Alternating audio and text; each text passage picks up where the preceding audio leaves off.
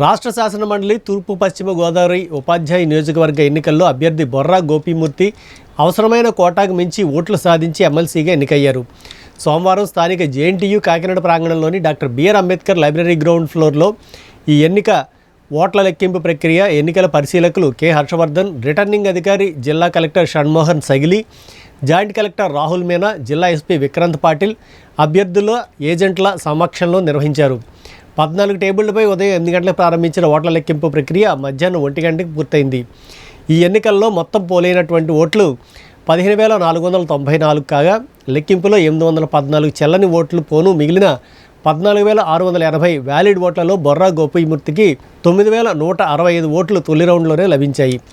ఈ ఎన్నికల్లో పోటీ చేసిన ఇతర అభ్యర్థులు గంధం నారాయణరావుకు 5,259, దీపక్ పులుగుకు 102, నామాన వెంకటలక్ష్మికి 81, డాక్టర్ నాగేశ్వరరావు కవలాకు 73 ఓట్లు లభించాయి.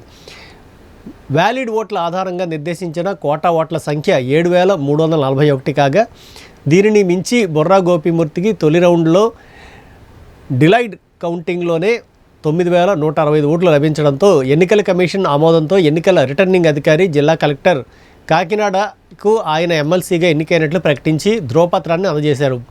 నూతనంగా ఎన్నికైన ఎమ్మెల్సీ బొర్రా గోపీమూర్తి మీడియాతో మాట్లాడుతూ తన పట్ల అపార అభిమానం, నమ్మకంతో తనను ఎమ్మెల్సీగా గెలిపించిన ఉపాధ్యాయులందరికీ ధన్యవాదాలు తెలియజేశారు. దేశ ప్రగతిలో విద్యారంగ పాత్ర అత్యంత కీలకమైనదని, ఉపాధ్యాయులు విద్యారంగ సమస్యలపై రాష్ట్ర శాసన మండలిలో చర్చించి పరిష్కరించేందుకు కృషి చేస్తానని తెలియజేశారు.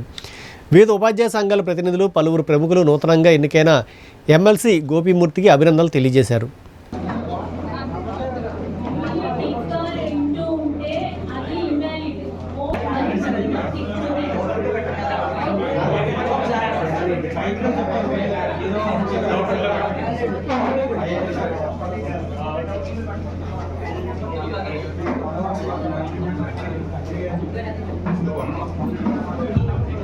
అర్థమైంది కదండి. కౌంటింగ్ సూపర్వైజర్స్ ఓన్లీ టిక్ కానీ ఇంటూ కానీ ఉంటే అవి ఇన్వాలిడ్. నెంబర్ ఉండి పక్కన టిక్ ఉంటే వాటిని డౌట్ఫుల్ లో పెట్టండి.